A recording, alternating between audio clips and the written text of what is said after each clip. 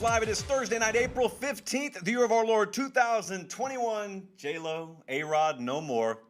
So we did indeed outlive them. That prop bet hits. We are jam-packed tonight, and we have got a lot to talk about because it's a big spring weekend. There are tons of spring games all over the place. So if you haven't already blocked off your Saturday, maybe the weather's going to be good where you live, maybe it's not. I would strongly suggest either being parked in front of a TV or get that DVR fired up because there are a number of really, really big spring games this week. And keep in mind, a lot of these places, you're going to see people in the stands for the first time in well over a year. So that's something to look forward to. We're going to talk about those all over the SEC and beyond tonight. I'm hitting Ohio State pretty hard tonight because had some extended conversations over the last week, and I wanted to wait till tonight so I could have those conversations. So you'll notice we haven't talked about the Buckeyes in about a week and a half. The drought ends tonight. Got some whispers and intel from Columbus. The entire NLI picture, the name and image and likeness picture, NIL, there we go. It's evolving. And we've talked about it, and I've told you that it will evolve.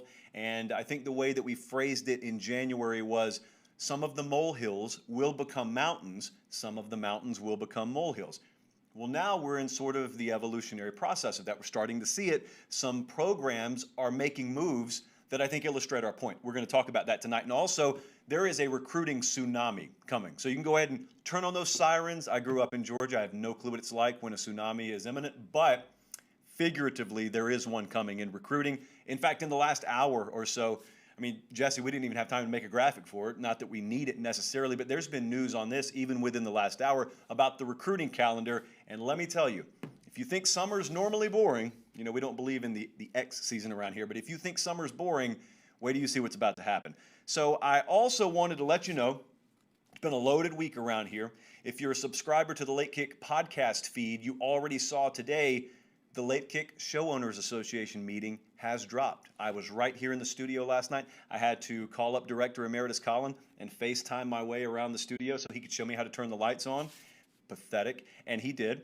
And I thank him. And so we got that recorded last night. We went a solid 2 hours. It's really great. I think we're going to get the YouTube product up sometime tomorrow, Saturday at the latest. I think tomorrow. It was really fun, generated a lot of buzz, got a lot of comments about it from people both inside the company and then outside this company, but inside our industry, or as you may know them, our enemies. Wink, wink. And so a lot of people like that. And we're going to do it every time we hit another 1,000 on Instagram. So follow me over there, @KickJosh. Thank you so much for that. Let's dive in. Big spring weekend on tap. Tomorrow, well, if you're watching this on Friday, tomorrow being Saturday is going to be a really big day across just the SEC. Georgia's got a spring game. Bama's got one. Auburn's got one. Arkansas, Mississippi State, Vanderbilt, LSU, all of them on that same April 17th Saturday. And so I was just going to go around the SEC right quick. Some things we're hearing, some things to look forward to this Saturday. Let's start with Georgia. First thing to look at is the forecast. Then the second thing to look at is left tackle. But I'm not going to talk about left tackle a whole lot because if this were the fall, if they opened with Clemson this week, you know, if they were playing an actual football game Saturday, that'd be one thing. But sometimes the pass rush in a spring game is not quite what you would expect it to be in a normal game, and a lot of that is because of the design of the spring game. No one wants to see their quarterback get splattered all over the place. So, you know, guys like Adam Anderson, they may not be pulled back in that slingshot and slung out like they normally would if it were week 1 or week 2. So maybe we don't learn a whole lot about left tackle. But wide receiver, quarterback, going to learn a whole lot about it. JT Daniels, I got to sneeze, and it's kind of. Should I do it? No, it went away. Okay, so JT Daniels, I think the command of the offense in general, like that's something to watch. I don't know how much we can take away in that facet, but that entire wide receiver room, the way I would phrase it is, I'm excited to watch JT Daniels and then I just put a big blank. And so I've got a lot of players, but the one I'm really excited to watch in the absence of George Pickens is a guy like Arian Smith. Arian Smith, as you may look at the rest of the offense and say, oh, Kirby Smart or Todd Monken, they won't want to show a whole lot this Saturday. You can show Arian Smith all you want to. Guys who have that kind of speed, it doesn't really matter. It was like Bama with Jalen Waddle.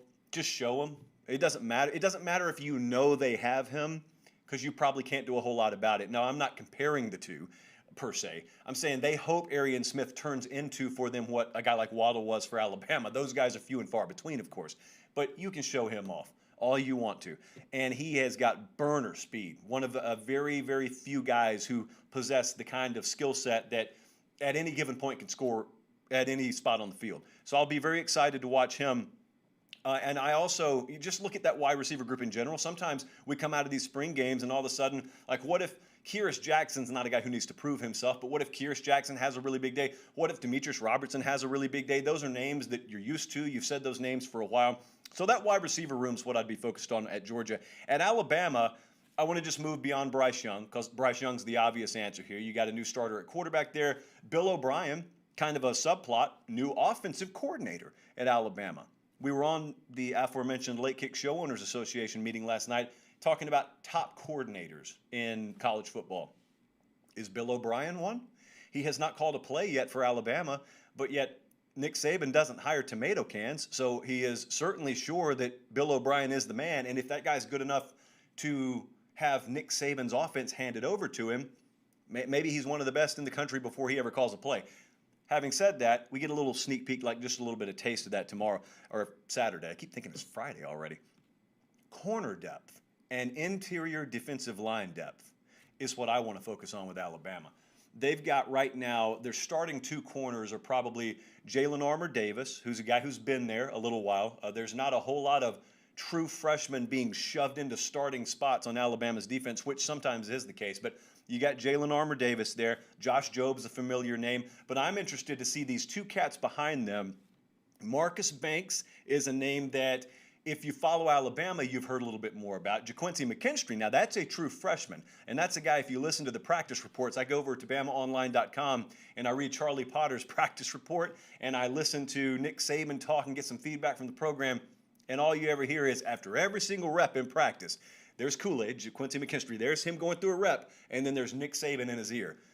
Well, they do that when they expect a guy to contribute that year, and in this case, as a true freshman. So let's see how many reps those guys get Saturday. And then as for the defensive line, I said interior, but let's just look across the entire D-line. DJ Dale is a guy who's been there a couple of years now. Tim Smith, second year, I think, in the program now. But we've talked about Justin Eboigbe. We've talked about them having LeBrian Ray back, but they've also got a guy like Byron Young, Fedarian Mathis, Jamil Burrows. They've got some really good depth. They are a program that can go a few guys deep, a few lines deep on the defensive front now, which hasn't always been the case the last couple of years for them. And so pay attention to that with Alabama. How about LSU? This one's easy. Don't overthink the room. It's quarterback by 10 miles. And I'm looking at two specifically, all due respect to TJ Finley. Garrett Nussmeier is a guy who has a promising future, but you know it's Miles Brennan, and then you know it's Max Johnson. And I don't have a lean one way or the other here. I'm just saying, you can talk all you want to. You can go through preview magazine season all you want to. I don't care if this is a spring game or not. Anytime you get to put your eyeballs on like game action, when you have a quarterback situation like this, it's really important because it is competition. And so what I get to see and what you get to see Saturday with LSU is you get to look and you get to see, is there one guy who looks like he just has a lot firmer grasp of the offense? Is there one guy who looks like he has a lot better command of everything? A lot more of a field general, if you will. And here's the real telltale sign that I don't know if we'll see, but just pay attention for it. Is there one guy that the rest of that offense tends to gravitate towards? You've seen this before, time and time again, when you got a couple of quarterbacks and all you've read are practice reports that let you know, oh, it's neck and neck. This guy was good this week. That guy was good last week. It's 1A and 1B. But then when you see him take the field, all of a sudden you say, why does the offensive line just seem like it's so much more in sync when guy A is in there? Why does the wide receiver corps just seem to go to battle so much harder for guy A? They're letting you know who leads in that quarterback battle. So that's interesting, and that's something to watch for LSU. It's not going to be decided by any stretch Saturday, but let's keep an eye on that. Arkansas last year defensively was really, really fascinating story because they brought in Barry Odom, and they played kind of an umbrella, for lack of a better term, approach defensively out of necessity, and it worked for them.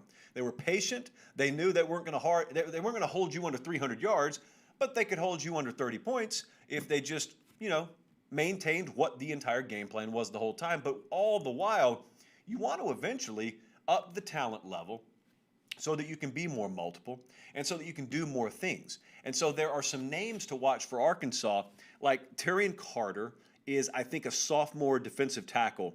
Zach Williams, likewise, sophomore defensive end. They got some injuries coming into this Saturday, too. So these are guys who are probably going to get a lot of game action. Jaden Johnson's an early enrollee at safety, is another name to watch. These are just some guys to pay attention to for Arkansas. But overall, independent of which name's on the back of what jersey, just look at the talent level and just see if you're saying to yourself, Arkansas just they look a little bit bigger, faster, stronger than they did last year. That should be your observation.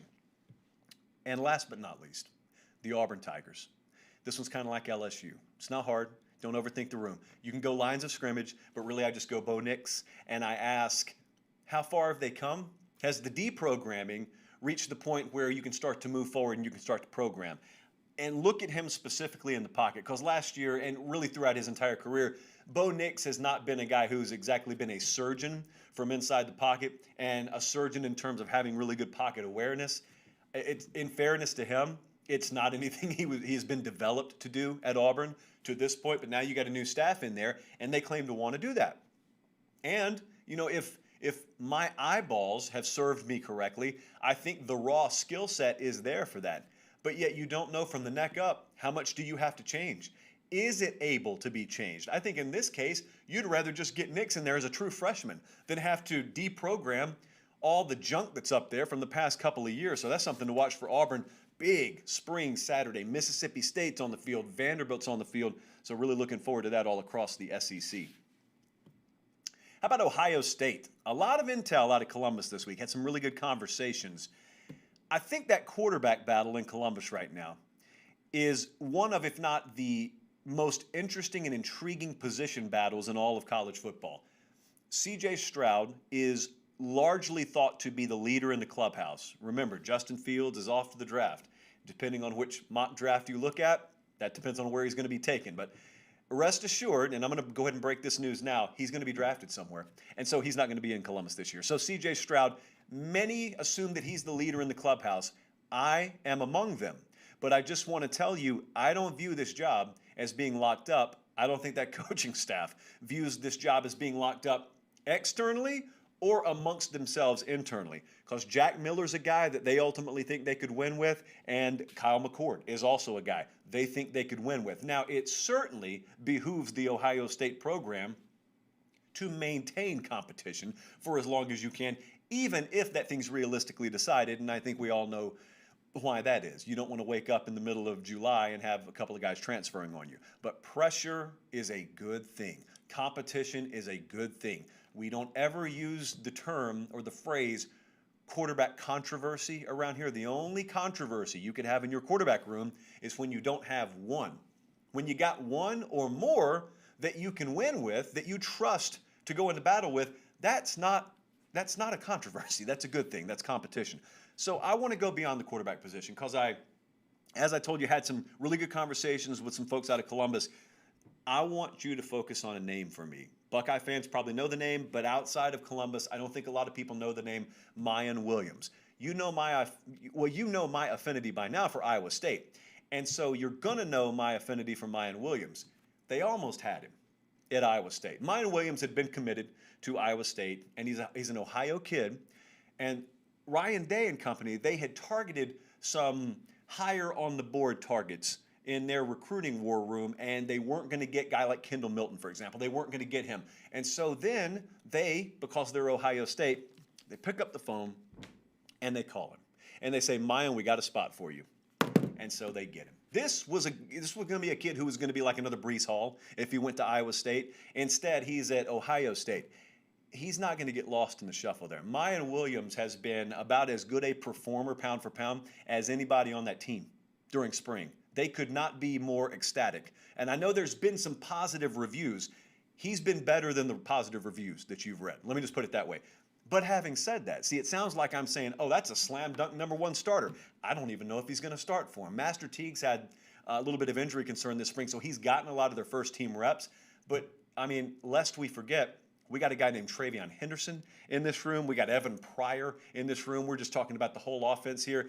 They are loaded. Ohio State's loaded. I know this is no breaking news, but there's a second part to that little equation that I want to talk about more in just a second. But when you shift over, so we're in the running back room, And wow, look at all these good players. So then all right, come on, let's go. And then we go down the hallway. And then we go to the wide receiver room. And then you say, Garrett Wilson, you're still here. Chris Olave, you're still here. And then you say, but wait a minute. Don't they have that Jackson Smith and Jigba kid? Yeah. Remember him from a couple of classes back? Yeah, who's the other guy? Julian Fleming? Don't they still have him? Yeah, he was another guy with about 5 stars next to his name. Okay, well, that's it, right? No, because then you hear 3 more names. You hear about Marvin Harrison Jr., and you hear about Jaden Ballard, who, that's a name I'm circling. Mayan Williams, rather, and Jaden Ballard. I got someone texting me. That's very distracting. Jaden Ballard and William, those are 2 names I've circled, because those are 2 names that they go out of their way to talk about at Ohio State. And then there's one more. You remember when we were sitting at this desk, and it was National Signing Day, and we welcomed in several players. Among them was Emeka Egbuka. He was only the #1 wide receiver in the country. All these guys, this is not a lineage. This is not like the past decade of Ohio State football. All these guys are on the roster right now. They're all going to be there this fall.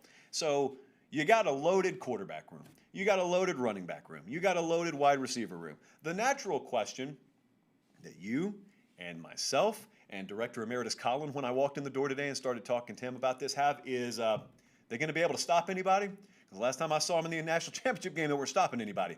Remains to be seen. I can just assure you they're going to be able to score. And they certainly don't feel like they've gotten worse defensively.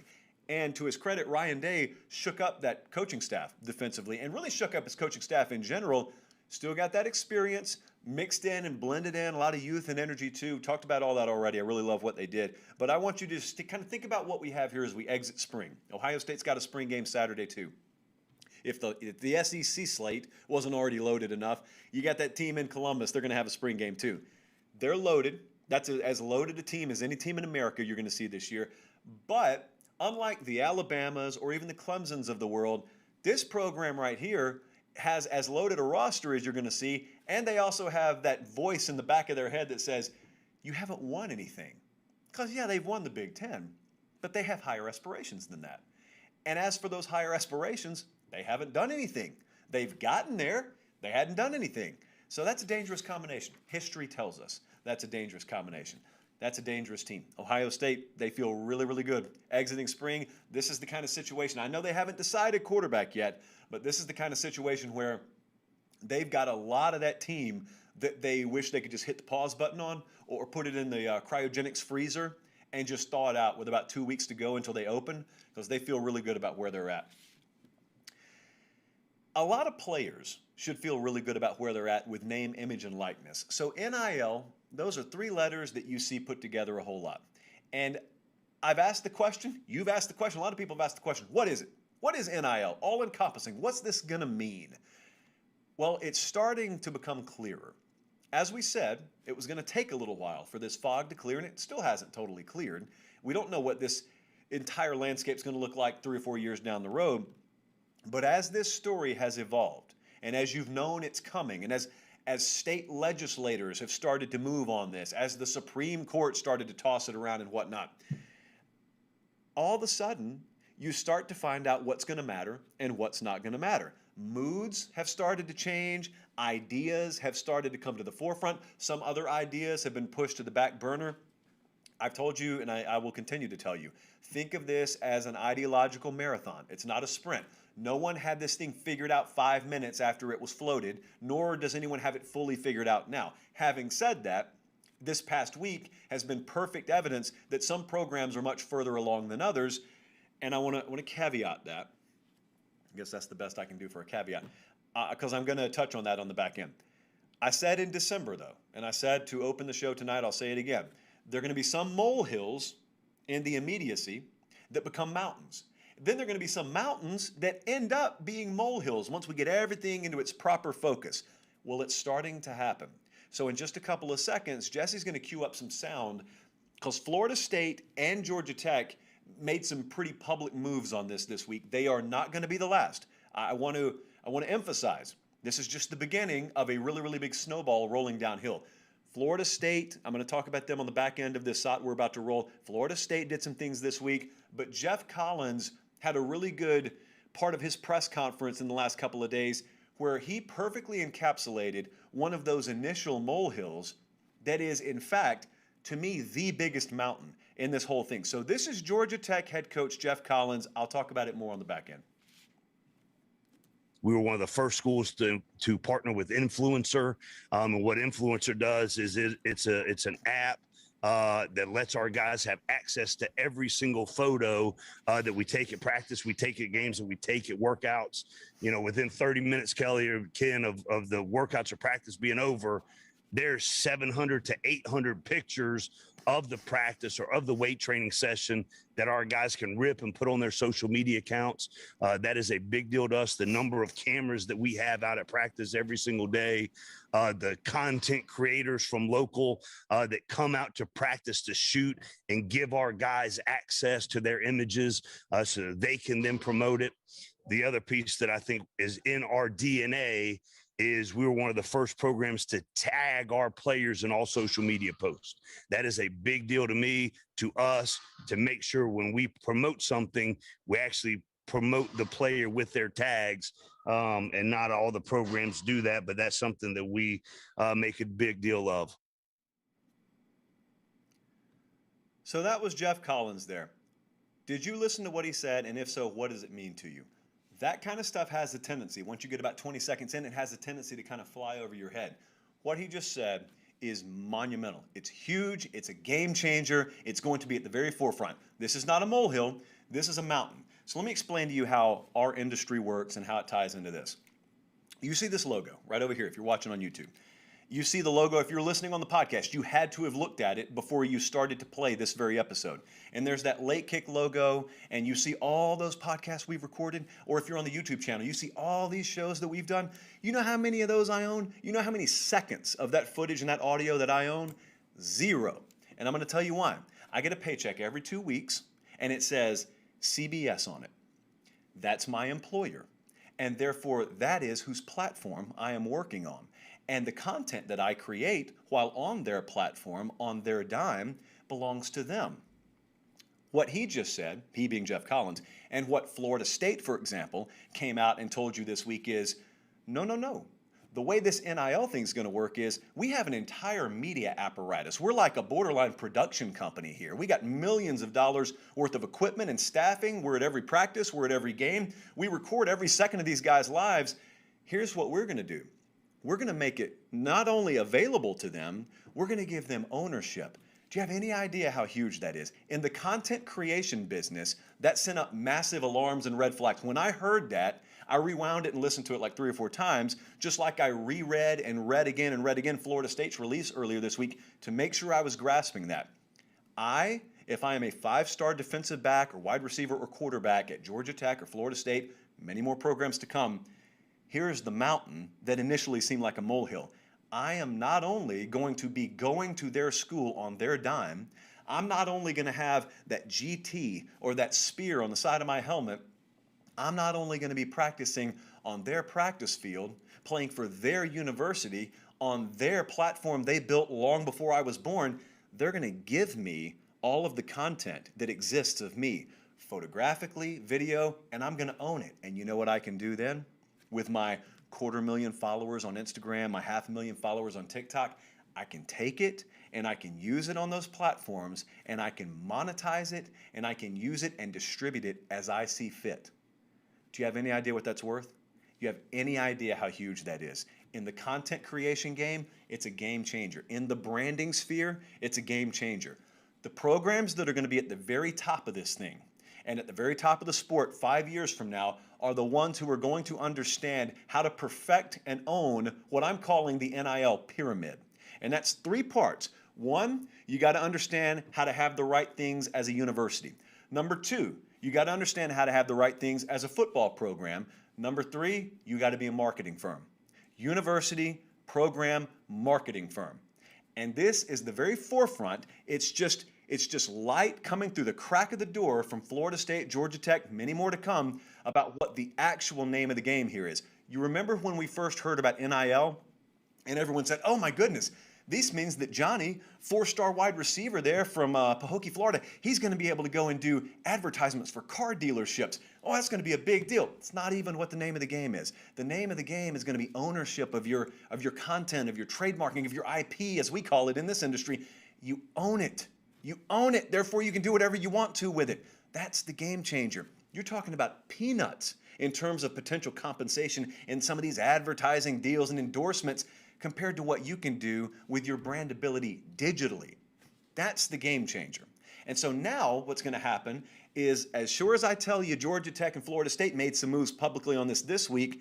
No sooner did I tweet about that than I had athletic directors and associate athletic directors in my inbox saying, no, wait just a second now. We got some stuff coming on this too, which is why I'm very confident in telling you I'm not casting these programs necessarily as visionaries.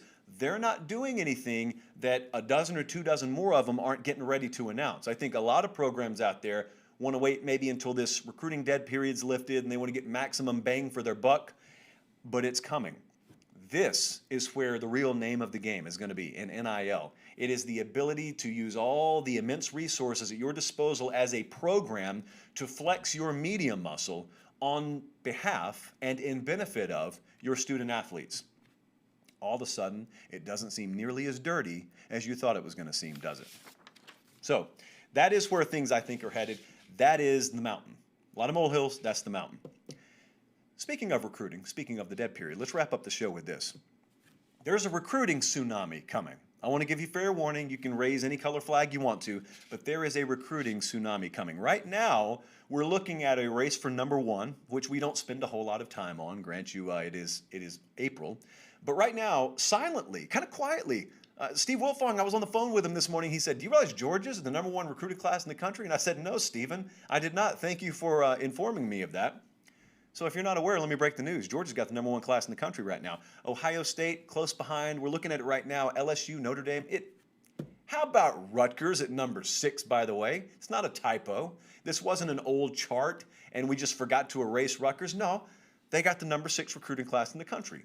So hats off. My prediction is they're not there by the end of the cycle, but this is a really, really good thing for Rutgers. So having said that, let's come back south of Piscataway for just a second. Georgia's number 1 right now.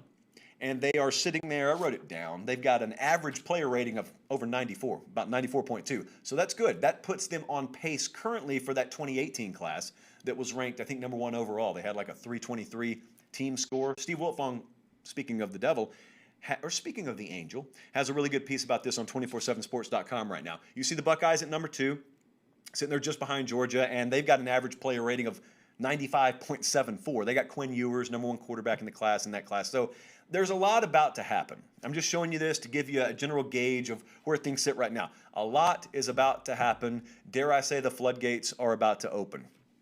There have been some flags everywhere. Now, there's been news in the last hour that I'm about to get to, but there have been some flags everywhere and bells going off because before the NCAA ever made a move, it was a telltale sign when all these programs started scheduling official visits, even though the ending of the dead period had not been announced. Well, it turns out somebody knew something somewhere. And it wasn't all that hard to see coming. So as of the last hour or two, the NCAA has made it official, and God bless them, by the way, for not waiting until Friday at 4:45 to do it, that the regular recruiting calendar will once again go into effect June 1st. So everything is back to normal. There are some actual additions. They're going to increase the number of evaluation days from 42 to 51. That's this fall. I think they expanded the allowances on some phone calls and communication type things. They also expanded who's allowed to call who, so you can get some of the staffers that normally aren't allowed to do that involved in the process right now.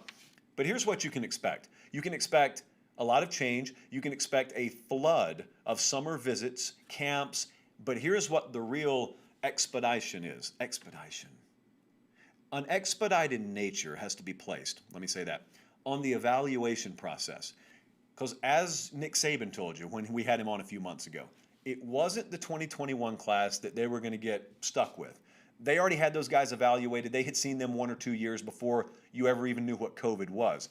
But the 2022 class, so the one we're focused on right now, that was going to be the class that if they couldn't get out there and get their coaches on the road, if they couldn't get those kids on campus and get them in camp settings so they could get eyeballs on them and get some proper evals on them, that was where they were still going to land a lot of highly rated kids. It's just they weren't going to have as firm a grasp on whether they got the right ones. So now that's why the evaluation process is going to kick into overdrive here. But just remember, this is all sort of it's going to be an intersection to me later this summer. There's going to be an intersection. This is reason number 1,000 why the offseason does not exist this year or any year, but triply this year. We're also expecting the whole one-time transfer thing to crescendo late June. And what I mean by that is, I don't know if this has been made official or not, but if it's not, it probably will be soon, per multiple reports. That whole one-time penalty-free transfer, even within a conference sort of deal, that's probably going to end up being nationwide, let's be honest. July 1st is going to be the deadline for that. So I want you to picture this. June, which is normally one of the deadest months of the college football calendar, all of a sudden in June, you've got a furious round of visits, whether they be official or unofficial, from transfer prospects. You've got the transfer portal lit up. You're coming out of spring, by the way, right now and in the next couple of weeks. So this is where guys are trying to figure out, do I have a spot on this depth chart or not? See, we had that one wave of transfers already. And then there is a quiet right now. It's kind of like being in the eye of a hurricane, because there's a second wave coming. Bet your bottom dollar there's a second wave of transfers coming, and that transfer wave is after guys figure out where they are in the pecking order. You know, they probably were bordering on transferring, and dad or mom got on the phone with them. Coach got in their ear and said, go through spring. You don't lose anything by going through spring. Compete, go through spring, and you know what? If you still don't like where you stand here, I'll give you my best wishes, and I'll give you all the recommendations in the world if you want to leave. Well, that's happening. Dozens and dozens and dozens of guys right now are in that position at the FBS level alone. So you're going to have a wave of transfers. You're going to have recruiting at the high school level going on in sort of a hyper-advanced mode in the summer. Oh, and by the way, you're still trying to get ready for college football season. So there is all that's lining up. And then in the middle of all of it, you got Georgia sitting there number 1. You got Rutgers at number 6 of all places. You got Bama outside the top 10. They were, I think, in the 30s or 40s this time last year. So there's going to be a ton of movement, because now that things shift back to normal, remember what had been happening. What had been happening, what normal had become, is with the advent of the early signing date, a lot of programs had started to lock up a vast majority of their classes in summer. So let's see if that maintains itself as status quo. You know, you got the evals that may be behind for a few programs. So let's see if a program like Georgia, they're sitting at 12, I think, right now, verbals. Let's say if they load up, and let's see if they're at 18 or 19 before the season starts. It's not out of the realm of possibility. Or let's see if they want to take a more tactful approach and they want to watch some guys get a couple of games into their senior year, or maybe at least get some eyeballs on them in their fall practices before they take them. All those questions are still on the table. I don't think any two staffs are going to handle it exactly evenly. So if you, I don't know how this would happen, if you don't like college football but you only like recruiting, it's going to be the best summer of your life. If you're like the rest of us and you like recruiting and college football, maybe it'll also be the best summer of your life. But remember, all this is leading up to, hopefully, what we believe will be a renaissance year of college football. Stadiums opened again, a lot of traditional powers breaking in new quarterbacks, a lot of Tier B programs looking to jump to Tier A. Could be a great, great fall of 2021. Thank you so much for watching us tonight. Remember, you know what helps us a lot? When you watch these YouTube videos, and we don't charge you anything, we keep the show free and all that, when you click that little thumbs up button, that helps a whole lot. When you subscribe to the channel, it helps, but we really love when you click that thumbs up. When you're listening on the podcast, what really helps is when you give us those 5-star reviews, it warms our hearts. It warms our hearts down to the very core. So if you want to send us into the weekend feeling great about ourselves, which believe me, we always need around here, just give us a little thumbs up. Just give us a little 5-star review. And if it's not too much trouble, find me on Instagram and the socials too, at LateKickJosh. For Director Emeritus Colin, for Jesse and the entire crew driving things from Connecticut, I'm Josh Pate. Have yourself a great weekend. Enjoy these spring games. We'll be back here Sunday night. Until then, God bless.